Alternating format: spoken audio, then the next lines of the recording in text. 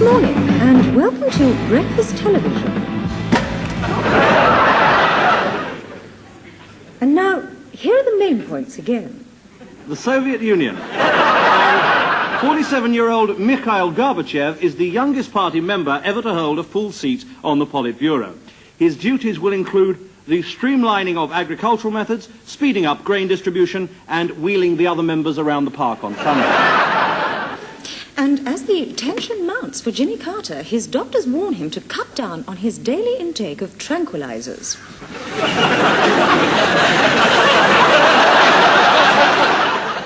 With me now, Ned Sherrin and Ian Hislop. Ned, we've heard already about the fine legacy of satire from sort of Swift, Pope, Dryden. Really strong satire about the monarchy in the 19th century. Now, against that background, do you think that that was the week that was when we saw it the other night look rather tame? We had very modest claims when we started doing That Was the Week. The idea was to wrap up the week and do a little sort of weekly newsletter back to the nation. And satire was one part of that, but it was a mixture of song and conversation. We were rapidly labelled in much the same way as people after the war were labelled, first of all, as if you wanted to find a pejorative, you would say, first of all, existentialist, then you would say beatnik, then you would say satirist, then you said hippie, and you can go through the list of those. And very few people have any very accurate definition of satire, and we never aspired to it. Well, but nonetheless, there was the great myth arose about the boom of satire in the 60s. Was it just a brilliant PR job? Can't help my myths, Joan. Well, do you help to promote them, Ned?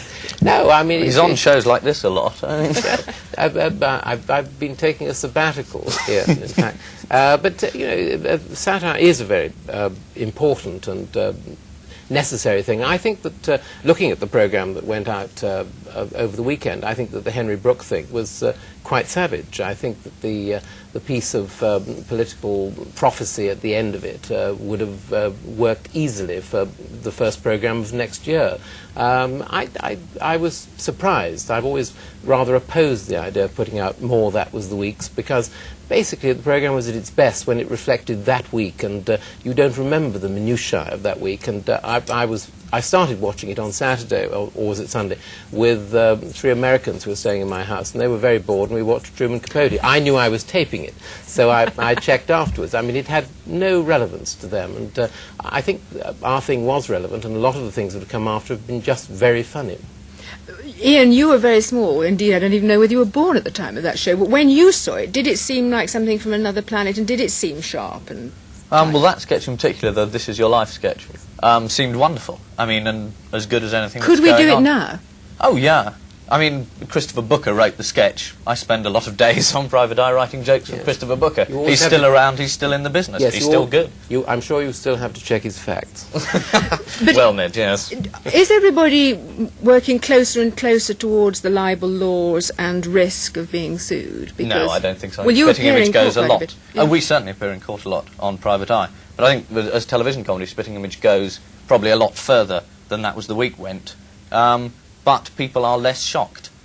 You can't come on and have Millicent Martin singing mildly topical songs and no one's going to say ooh anymore. You have to go further than that to get people's attention. Well, yes, now this raises a very interesting point, because if the trend is to get further and further into shocking people, what is the purpose?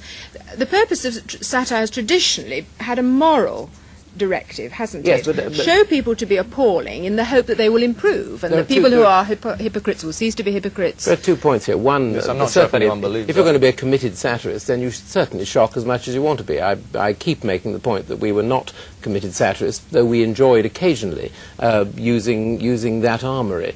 I think that the fact that Spitting Image, which I laugh at a great deal, has gone a lot farther, has something to do with the fact that we've moved on 25 years or something. But have we just moved into the field of gratuitous insults? I don't think there's much research. I mean, I think we were very concerned. We had 13 years of research on the administration that we started, aiming That Was the Week at, insofar as we were aiming it anyway. I think that the documentation there was more important. I think the jokes probably are more important on Spitting Image. Well, tell me about Spitting Image. I mean, is there anything still sacred? People always ask that. I mean, there's a certain amount of self-censorship and a certain amount of things the IBA just won't run. They don't like F-words very much. we tried to get a sketch of Bob Geldof on, which contained the word "fockin" 16 times, and it obviously didn't get on. It ended with Paula Yates saying, "Talk clean to me." I mean, it's not very satirical, but it's the sort of thing they don't like very much. You see, 20 years ago, I don't think you would have put the royal family on the screen in the terms in which you put them on. Now, would you put, let me say, Jesus Christ? Well, there was a suggestion to have Christ on the Wogan show, in which Christ appears and Terry... Who was the interviewer? Terry appeared, yes, and said, "Do you like my suit, and would you like to touch my knee?" and offered him a cup of coffee and had a very self-centred interview. Now, that was, I think, considered at board level too offensive. It was obviously very well researched, though, wasn't it? But I don't quite understand the point about research.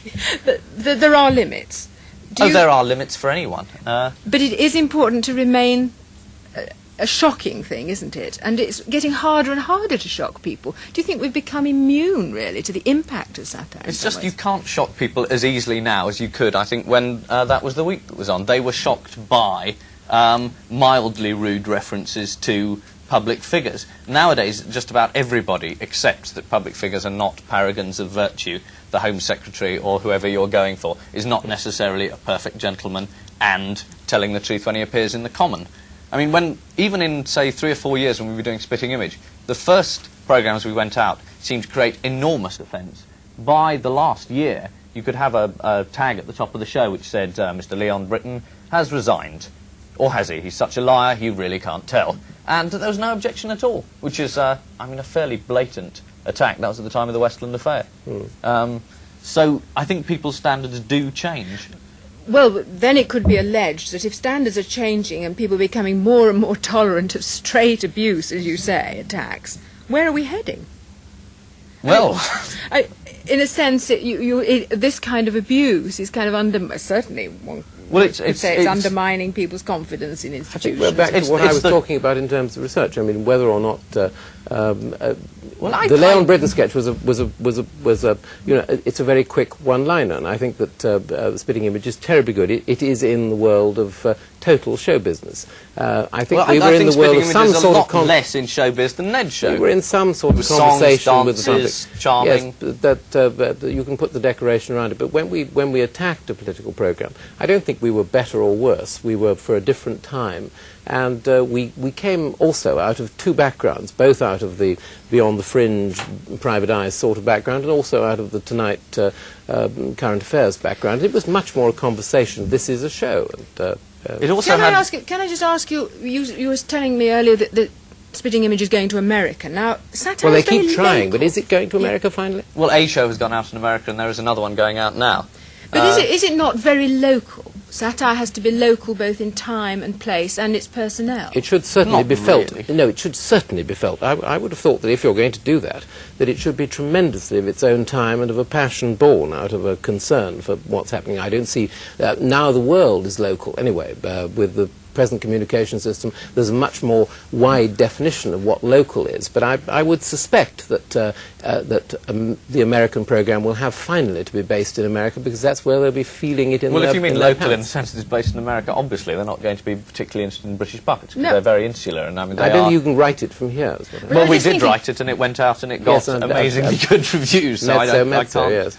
I was simply thinking that Rowan Atkinson's show... Well, he which bombed is- on Broadway after Yes. one particularly bad review in the New York Times. Why do you think that was? Well, they didn't go for his style of quite visual and, I think, quite parochial humour, whereas a more broadly based satire show, which is what the American programme was, and it was not particular to Washington or particularly to New York or to California, it was a more general sort of overview. It was Went much down more. quite well. It was much more showbiz than the one you do here. Because you repeated it here, didn't you? It was shown here. Because it was bought by Granada. And I thought that the two things that were interesting about it was that you had beautifully caught the mannerisms of all the American newscasters, and that was terribly well done. But there was a huge amount of show business. I mean, there were more Barbra Streisands and Frank Sinatras. Indeed, than there because were they for play a politicians much more here. prominent part in public life than showbiz people do over here. Yes. Well, And they are the American aristocracy.